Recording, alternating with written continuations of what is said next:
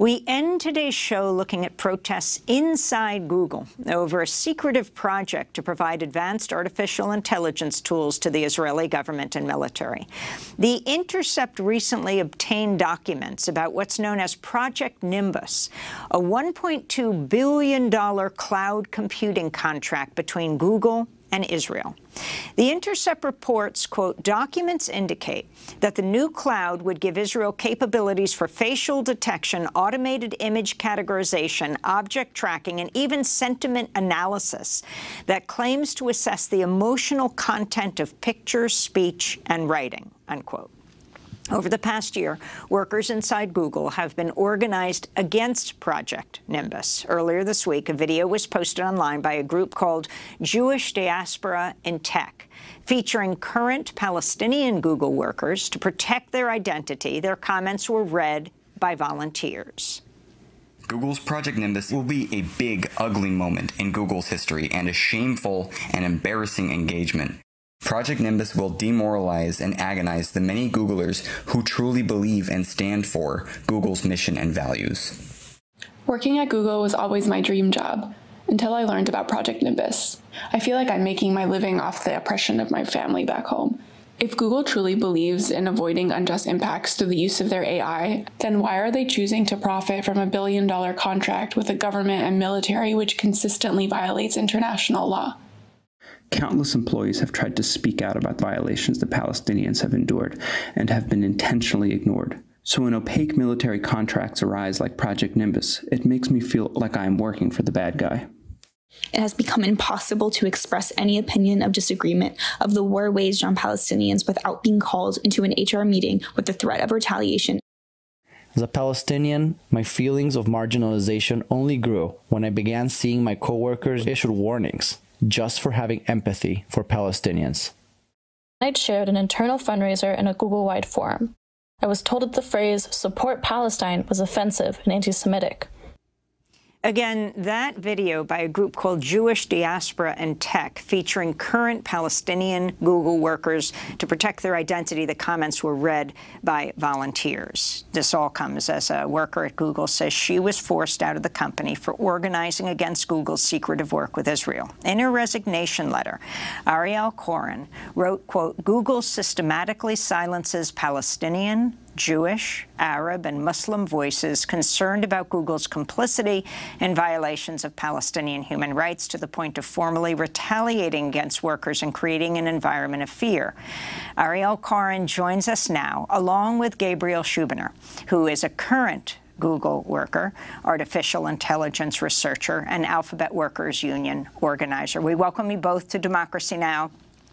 I know, Ariel, this is your first television interview. Can you explain what happened to you, the issues you raised, the organizing that's going on inside Google, and then what took place, why you're out? Yeah, thank you for having us. So I first spoke out about Project Nimbus in November, at a time during which I was on disability leave.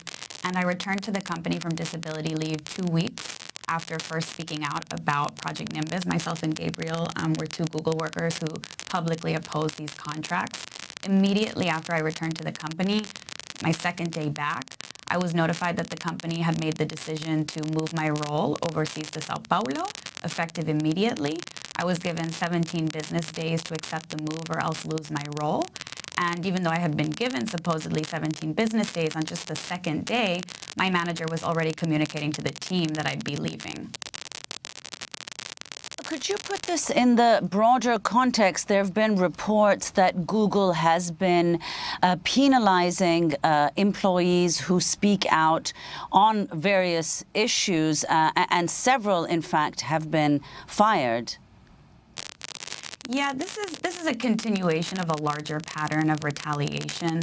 I think it's really clear that the message Google was trying to send was, you know, we're going to oust this worker to scare other workers from speaking out. You know, the intent was to silence workers, but I actually think the opposite is happening. Yesterday, 15 workers, many of whom are Palestinians, spoke out about the deeply entrenched culture within Google of silencing Palestinian colleagues, silencing people who speak out for Palestinian human rights. Folks spoke out about receiving HR warnings just for identifying openly as Palestinian or for sharing news about what's happening in Palestine. People have been issued pay cuts. They've been issued warnings. They've been threatened by colleagues and by HR. So the culture of retaliation is immense, and I think workers are starting to rise up. We now have 5 workers who have spoken out publicly with their names, publicly opposing Project Nimbus as of yesterday as well. And Ariel, if you can talk about what this Palestinian, Jewish, as well as other workers alliance, the power of this within Google and how management is addressing this. I mean, you speak Hebrew, you speak Arabic, you speak Spanish, I mean, you are, to say the least, a polyglot. Yeah, so, you know, Gabriel, myself, other colleagues within Google, we started to organize a group called Jewish Diaspora in Tech. That is a group that is really growing in number and I think in power as well, that is working in solidarity with the Palestine Committee within Google, with Palestinian workers, with Arab and Muslim workers who are allied with Palestinians, in addition to workers across identities. And we formed in response to the fact that Google is weaponizing its, quote, diversity, equity, and inclusion infrastructure in order to, you know, put forward false narratives of anti-Semitism that are designed to quelch folks who speak out for Palestinian rights. And this is a tool that Google is using to protect its business interests with Israel, and in this case, to silence opposition to Project Nimbus. And Gabriel, could you talk about what you're obviously a present employee at Google, what the environment is within Google, and the fact that you're with the Alphabet Workers Union, you're one of the organizers, and one of the people who was reportedly sacked at Google was sacked for creating a pop-up message on Google's corporate network, simply informing workers of their protected right to unionize. Yeah, thank you for bringing that up. I think, as you mentioned, Google has a history of retaliation, and I see that retaliation as an act of fear. I think that Google is afraid of worker power, and Google has continued. They hired union-busting consultants as part of this, right? They tried to make an example of Ariel.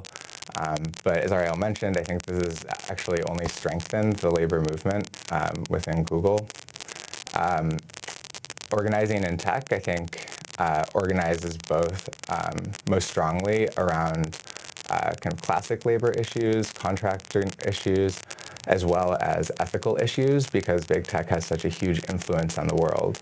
And organizing at Google really didn't start, but I think Project Maven, a contract with the Department of Defense that Google ended up dropping due to worker opposition, really set the tone for how strong tech organizing can be.